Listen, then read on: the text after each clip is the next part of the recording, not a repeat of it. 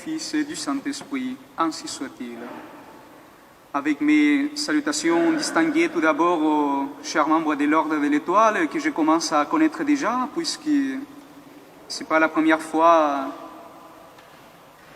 dans laquelle je peux assister à une de vos messes, mais c'est la première fois que je suis le célébrant. Je suis très honoré et je vous remercie de cette invitation.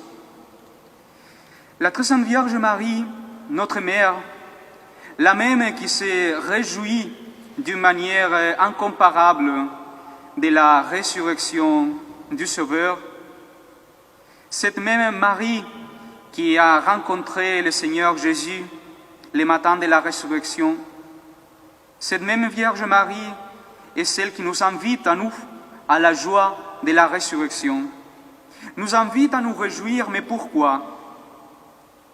Parce que Jésus a vaincu les péchés et la mort.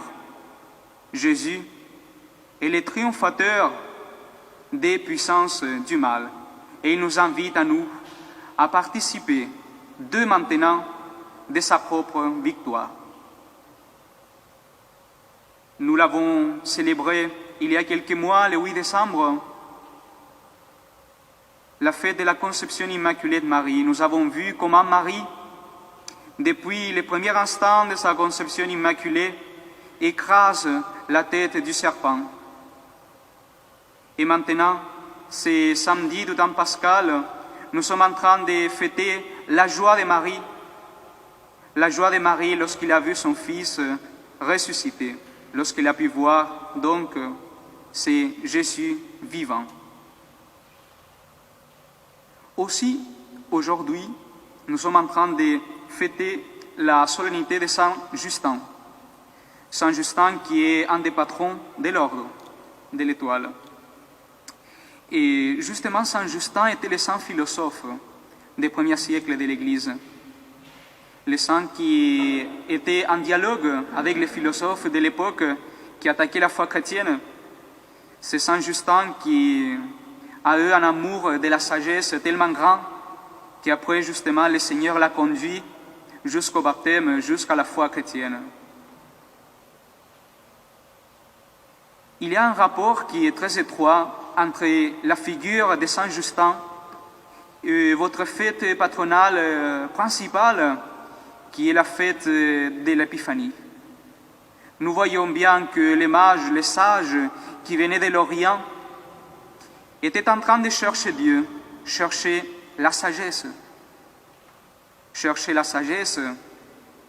Et comme ils sont tout faits pour la retrouver, pour la trouver, donc ils ont été dignes de rencontrer le Seigneur, la sagesse incarnée. Et Saint Justin lui-même aussi, puisqu'il avait cette recherche de la vérité, il a été digne aussi d'arriver jusqu'au martyr, jusqu'à verser son sang par amour du Seigneur. Remercions donc Saint Justin pour son exemple, pour son intercession. Prions Saint Justin pour qu'il soit toujours avec nous, qu'il nous accompagne dans notre recherche de la vérité et de la sagesse.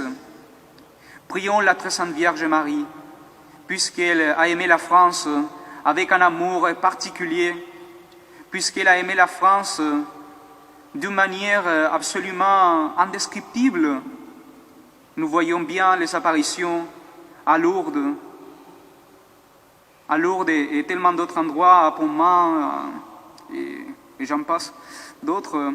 Nous voyons bien que la Vierge Marie, donc, a eu cet amour et qu'elle a toujours protégé la monarchie de France. Elle a toujours été présente, surtout après que le roi Louis XIII a consacré son royaume à Marie. La France est consacrée à Marie. Prenons donc bien conscience et demandons au Seigneur la grâce de pouvoir renouveler aujourd'hui aussi cette consécration de la France à Marie. La France appartient à Marie. Nous sommes en train de le dire aujourd'hui dans cette messe qui est dédiée justement à la très sainte Vierge Marie au temps pascal, à la joie de Marie lorsqu'elle a vu son Fils ressuscité.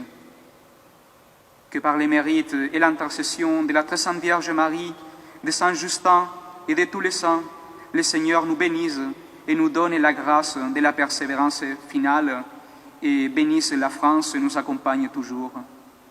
Au nom du Père et du Fils et du Saint-Esprit, ainsi soit-il.